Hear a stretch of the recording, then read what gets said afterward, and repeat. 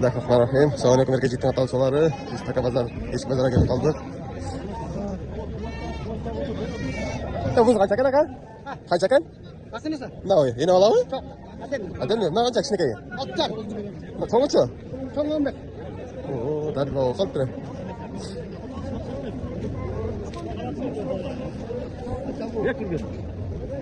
Maya qo'ydan 5 bertasizmi?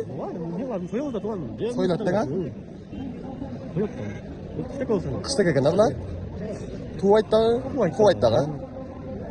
O'shanday takalar eshiklar bor ekan, to'g'anlar. Siz qancha aka? Qaysi? Neyni olavi? Yo'q. Qancha buna, cho'mi? 11 ming. Qancha oldi aka? 15 ming oldi o'sha.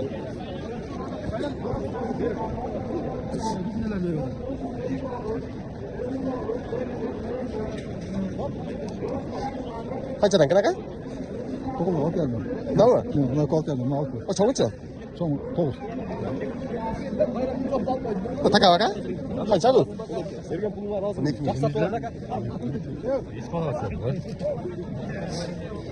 Yine olavi aka bular? Ata-ora. Ata-ora. Qanchadan bular? 20-15. 20-15 be? Mana ikkisini oldi. Takalar mı? Takalar kan. 20-15 dediler. Parada odan olsa ta? Kaç paradan?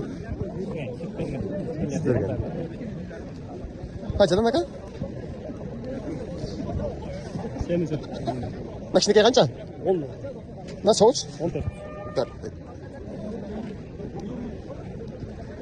Kaç oldu? Kaçadan aka?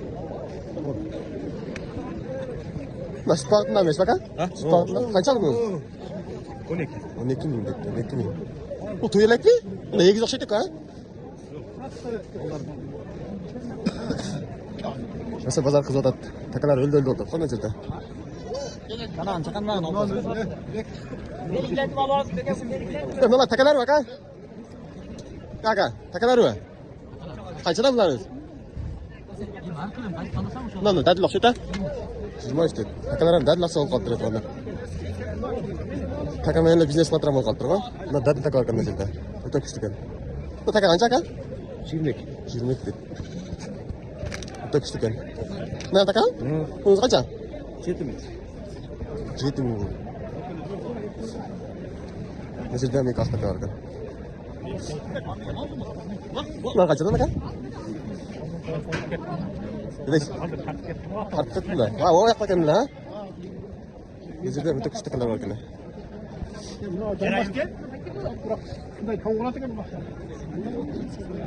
Erkeci git.